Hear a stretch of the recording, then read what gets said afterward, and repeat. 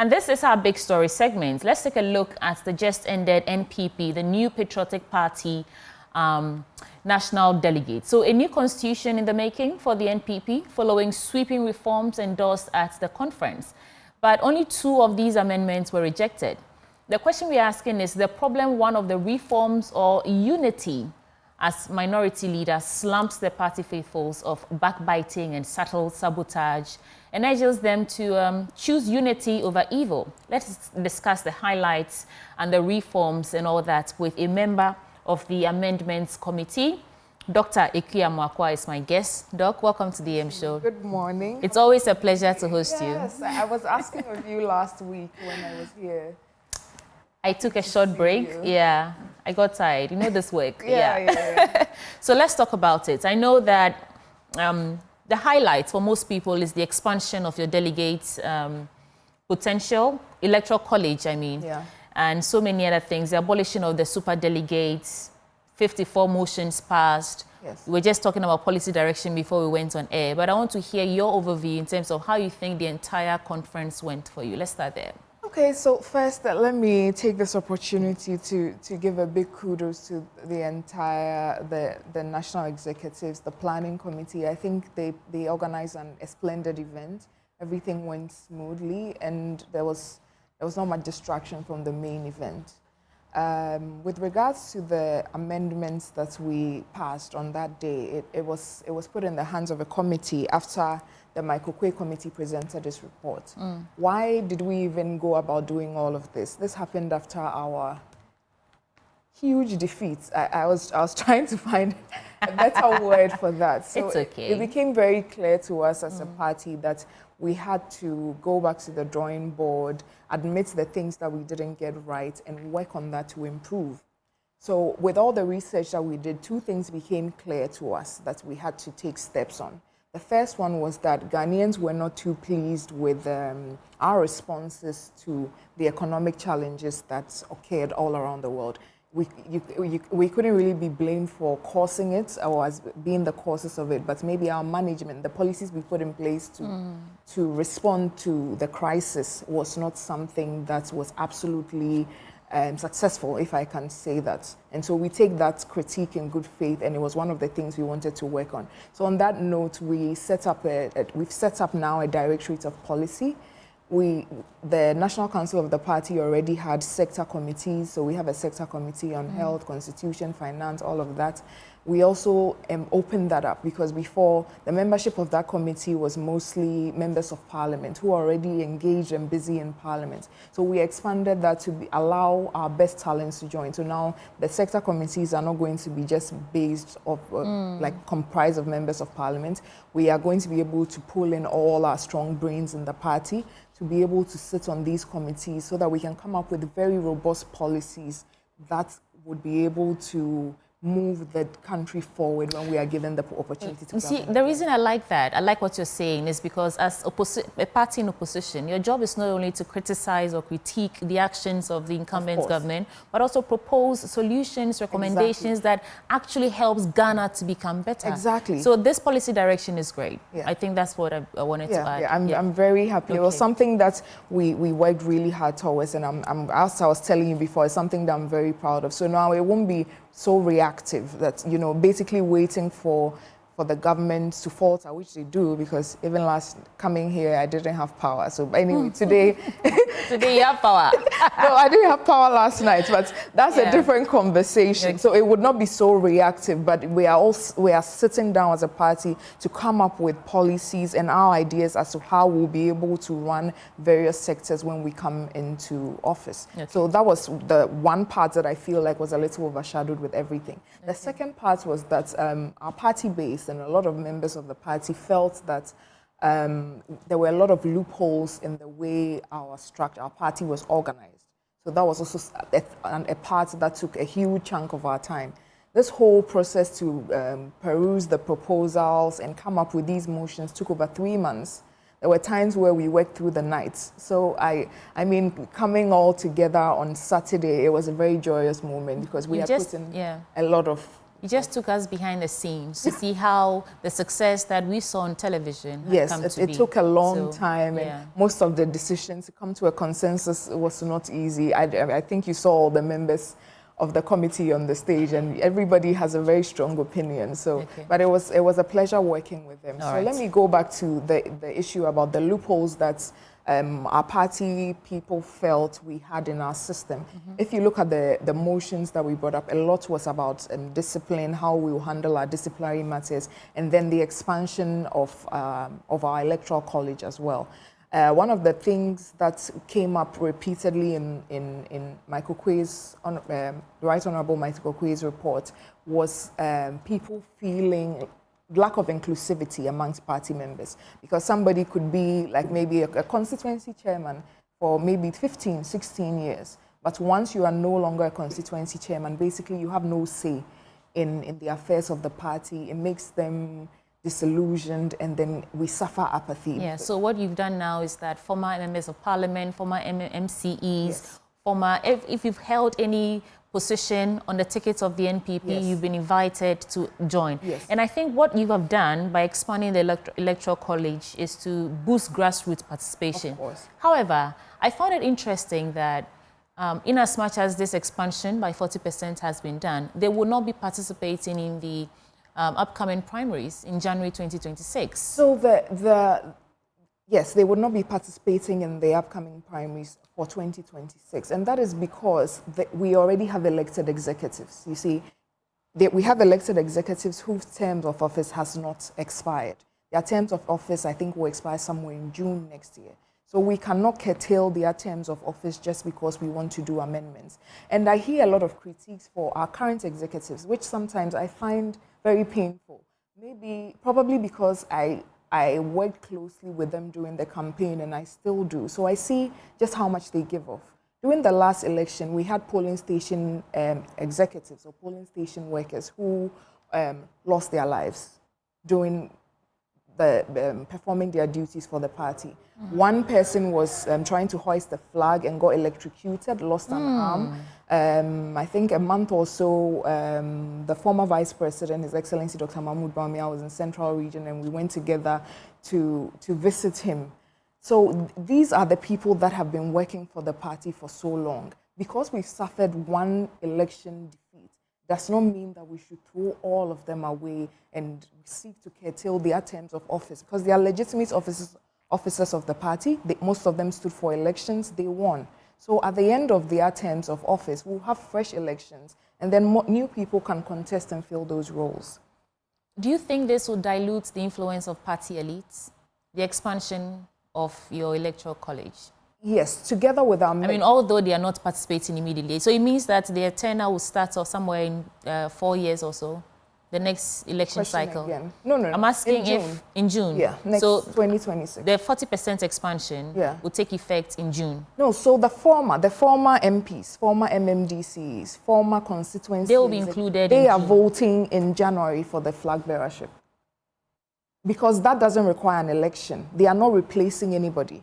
Oh, yeah. So it's the executives who will take office in June. Yes, it's the new executives. Yeah, so because of course those right now, their tenure will end in March. Yes, I understand between March and June. Polling station March, national somewhere June. Okay. So those would vote, but the former executives that we are adding are all going to add. So they would that represents a significant expansion for the presidential primaries we are having in January. Great. So the question is, the expansion of this electoral college, do you think it does anything to dilute the influence of party elites? By that I mean, there are people in your party who wield a lot of influence. And in more cases than not, they can influence where delegates vote, although we know the popular term now, fear delegates and so on. Do you think the expansion does anything to solve that problem? Influence? So, when we talk about influence, it's politics. So influence is currency. It's something that in every political sphere, influence is something that counts. But I would like to believe that, I would like to disagree with your assertion just a little bit on that. Because even as of now, we have about 200,000, our electoral college consists of about 200,000 people. So it is really not as simple as somebody going to stand somewhere and saying, all 200 of you vote this person. And even looking at the history of our party, there have been several times where preferred candidates of who we can term as the influential elite lose elections. So it's really never as simple as you have the support of this influential person so you would win. You still have to go and convince, because it's not a small number of people. 200,000 people, even before this, even before adding the form. It's not as simple as waving a wand and telling them, all of you should stand here.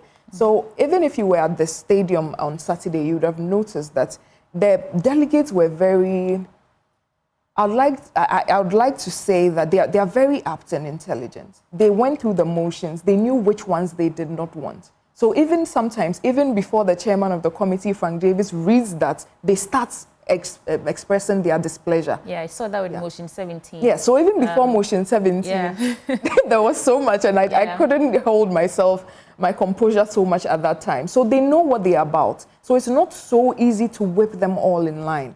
Okay, I want us to pause on the removal of motion 17, the removal of the super delegate system. Okay. Exactly what did you seek to do with that reform?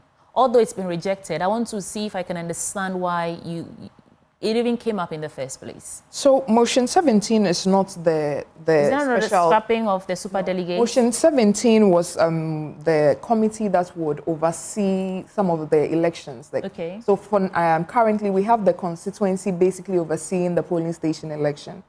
There were proposals to change that. So motion 17 reads, amend Article 730 of the Constitution to provide that the regional executive committee nominate polling station officers. Okay, shall appoint persons to oversee that process. Okay, so I'm talking about the two motions that were rejected. Yes. Right. The first one, I think, in no particular order, the scrapping of the super delegates. No, so the two that were rejected was motion 17, the one that just read. Super delegates was the scrapping of the super delegates was approved by the delegates on Saturday. Okay, so I think I confused myself, but I want to understand. Why we wanted to scrap this. So there were numerous proposals asking the committee to put in motion to scrap the superdelegate system. Because, number one, the delegates pool for that election is quite small. I think about 2,000 or so. And then if you look at our previous constitutions, before this 2017 amendments, there was no such thing as superdelegates in the NPP's constitution. It was a measure in response to something. It was in response to the primaries we had in 2007, 2008, after President Kufuor was leaving office, when we had about 17 contenders. So basically, it was sort of a knee-jerk reaction to be able to whittle down candidates when we have a large number of aspirants. But so it's no longer serving the purpose for which it was. Exactly, it's no longer serving the purpose. And moving forward, we realized that small college is, it can easily be manipulated, and people feel unhappy with that process. So we found it prudent to remove that. So all the candidates will go contest at one. Whoever gets 50+1 takes it. If not, we have a rerun, which we used. That was the systems that we were operating before the 2007 primary. Okay, so let me clear up the confusion I had initially. Yeah. I was confusing the motion 17 with the super delegates. Yeah. So, why do you think the delegates rejected that motion? Is it fear that they may remove grassroots participation? If you're asking regional executives to nominate polling station officers, why would you even propose that in the first place? So it's not to nominate polling station officers. It's to nominate officers to supervise polling station and electoral area elections. So the thinking going into this motion and the proposals that we received that were in line with this motion was because if you look at the history of the NPP so far in our elections, the polling station elections can be very chaotic. It's very acrimonious. A lot of people have an interest there. And so people tend to try to exert some undue influence at that level. So the justification for that proposal was to ensure that the supervision will come from a higher level, hopefully to bring some balance to the whole process.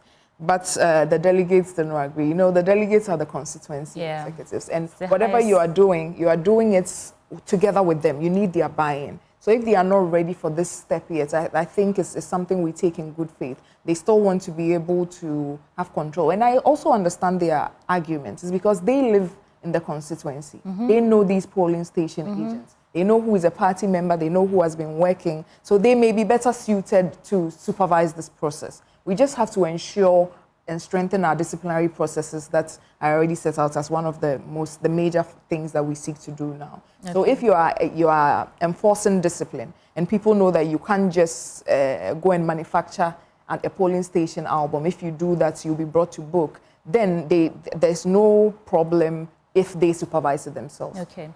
And the motion to also redefine youth age was rejected. An interesting one. I thought that it went without saying, you know, whether or not it should even be a topical conversation. But I want to understand. Oh, really? What does it say about the generational politics, about the NPP, so to speak? So, you know, I think there's a lot of misconception in the NPP about the question you are posing.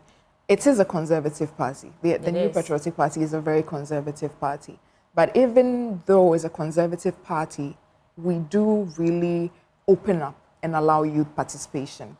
This amendment committee of the party is basically a committee that amended the constitution of the party, which is probably the document that the whole party is run by. And they had a very young person there. Yeah. So I think there's a deliberate attempt and a deliberate effort by the current generation of the NPP to open up and allow the youth to have a voice. If you look at the previous NPP administration we had under His Excellency Nana Addo Dankwa Akufo-Addo, he gave a lot of young people opportunities. You know, getting to the end of the tenure, it's been 8 years. So even if they entered at 32, they are no longer 32, and you don't see them as very young anymore. But deputy chiefs of staff, very young. My sister, Honorable Fatima Abubakar, very young when she started. So I think that's a huge misconception that we have to work harder to get over. We allow the youth. It's a very conservative party. The only difference is you come and you sit at a table with people that are mature. So you are able to learn. There's a blend of generations always around. You can lean on the older ones to learn something. And they also learn a lot from us young people. And I can personally attest to that. That it's a very coherent system, and I think that's the way to go. But with the youth age, funny enough, I can even tell you here that I was for the status quo. Because, but obviously, as I said, it's always a back and forth, and majority carries the vote. Right. So for me, I just think it signals a vehement resistance to altering age-based qualifications, and rightly so. Yeah, which is fine. Because age is just a number. Yeah, exactly. You know? We don't want to limit it. I think the idea for the people that brought the proposal to reduce the age was to make it easier for younger people to compete and win at these elections. Because to compete and win as National Youth Organizer in the NPP is no small feat. Okay, hold on for me. Let me bring in Dr. John Osai-Kwapong into the conversation. Doc, thank you for joining us. Dr. John Osai-Kwapong is a CDD fellow, and I want to get your assessment of how the NPP's National Delegates Conference went. We know that 2 of the reforms they proposed were rejected, but those that were accepted included the expansion of the Electoral College, abolition of super delegates, and some other motions, including, you know, structural tweaks like renaming National Treasurer to Chief Fundraising Officer and all that. How would you assess the just ended NPP's National Super Delegates Conference, Doc? Overall, I believe the conference went well, well organized. They addressed all the pertinent issues that the party felt it needed to address. The theme of unity for me was also very, very important to reiterate throughout the different speeches. I believe that normally when a party suffers a very heavy electoral defeat, there's the tendency to to point fingers, to look for who or what caused the defeat. But I think it was very important for the party to emphasize party unity as one of the ways to regroup and recover from their electoral loss in 2024. I have been regularly saying that one of the things the party needs to do is, beyond who or what caused the 2024 election, is at some point the ability to rise above all of it and collectively own the defeat so they can chart, a different path and a new way forward as they think about the next election. What Thinking reading? about Okay. when you think about some of the different amendments to the party's constitution, the one that struck me, which I also support, is delineating or making changes to who the party's leader is. And at this point, I mean, if you look at the approved amendment, it is going to be the national chairman of the party being the party leader. I think what that does is it allows for a clear distinction and delineation of the boundaries between party and government, right? That if I mean, the president being the leader of the party because he or she ends up being elected once they're selected as the flag bearer, right? For me, blurs the line between what is party business and what is government business. When you do this, you allow a certain president to focus on governing and the governance issues. And then you allow the national chairman and his or her executives to focus on administering and running the party without crossing the line. So that for me is one structural change that I really like and I really support. I mean, the flag bearer for me, whether he or she loses the election, is mainly for electoral purposes, right? And so again, you delineate the role of the flag bearer from the role of party leader. Yes, if he or she doesn't win the election, they can still play the role of opposition leader. But I think, again, to ensure that party business remains party business and run by party executives, that it's a structural change that for me is in the right direction. Okay, I want to get your thoughts on the rejection of the motion in terms of the youth age limits, right? Redefining what youth really means. For a conservative party like the New Patriotic Party, and the way the delegates rejected that particular motion, what reading do you make out of it? I was just asking Dr. Kiamwako about the generational politics in the NPP, and she says, well, she was for the motion anyway, but what reading did you make of it? So, it's interesting to see, what that CAB does or does not do. You're right. At the end of the day, if we want to bring in the youth into our political spaces, and if we want to get them excited about our politics and to participate and bring their energies into it, and also, come up with the kinds of policies that would attract them and give them a reason to participate. You do want the kind of situation where they can relate to whoever their national youth organizer is. Does age, I mean, the age does matter because you want someone who can relate with that generation. I'm not sure if the age cap overall solves that because you can also have a candidate who is outside of that age bracket but understands the youth, can relate to the youth, and can get the youth excited about politics and political involvement.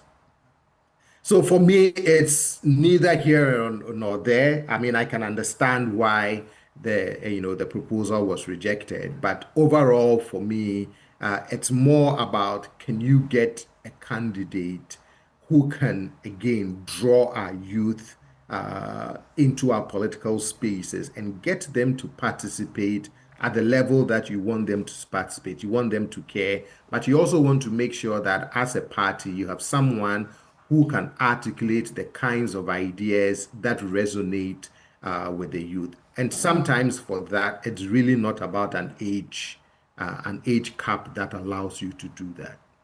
Do you get the sense that these changes are about principle or about preparation for the next election? For example, the change, renaming the National Treasurer to Chief Fundraising Officer, does it suggest the NPP's priorities moving forward?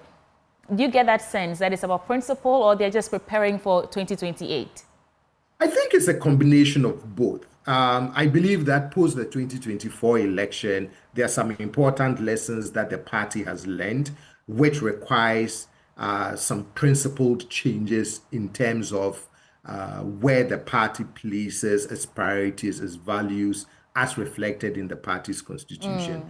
But at the same time, I also believe that some of these changes are designed to ensure that as a party machinery, they can reposition themselves to again compete come 2024. The one thing that I want to highlight though is, whilst I appreciate the expansion of the Electoral College, I am still waiting for the day where there would be a full expansion of the Electoral College to include all registered members of the political party. I still believe that if we want to solve the money, especially the money problem in our party primaries, and solve the undue influence of delegates in the selection of whether it's a parliamentary candidate or a flag bearer for the party, that at some point a full expansion of that Electoral College to include all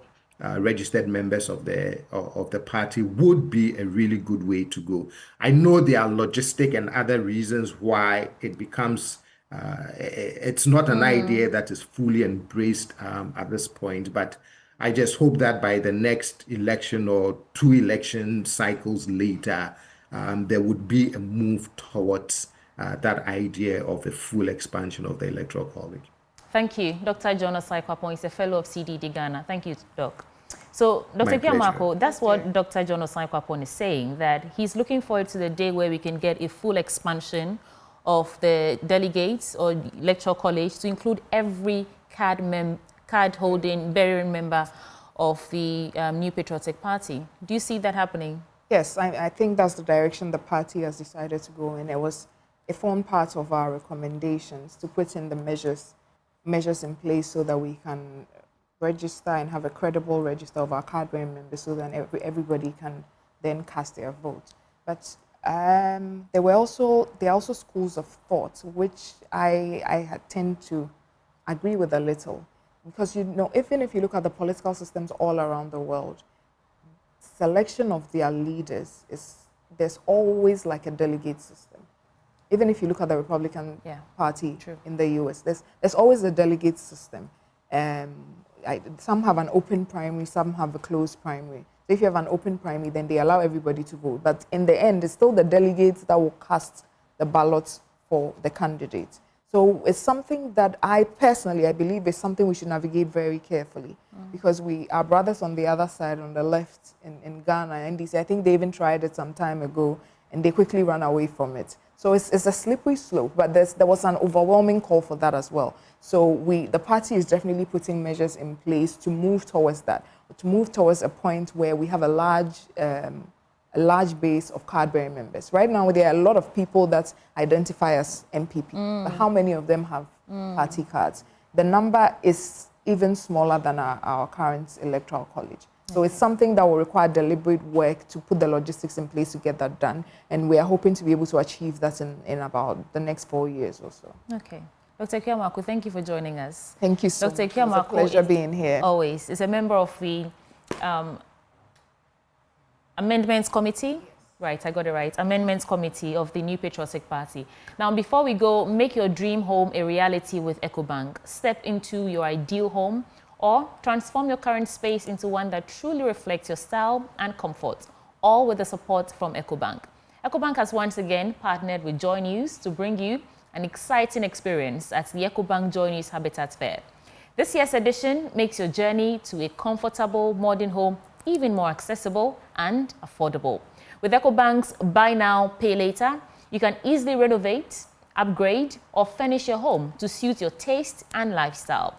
Whether it's elegant home decor, modern furniture, essential electronics like laptops and phones or solar energy solutions, EcoBank has the right financing tailored to your lifestyle. So from staying connected with the latest devices to embracing sustainable living, our flexible consumer loans, asset finance and salary advance, the salary advance products, they're all designed to help you bring your vision to life. Enjoy competitive interest rates, convenient repayment terms, and fast approvals from banks that understand your needs. Visit our stand and take the first step towards the home and lifestyle you deserve.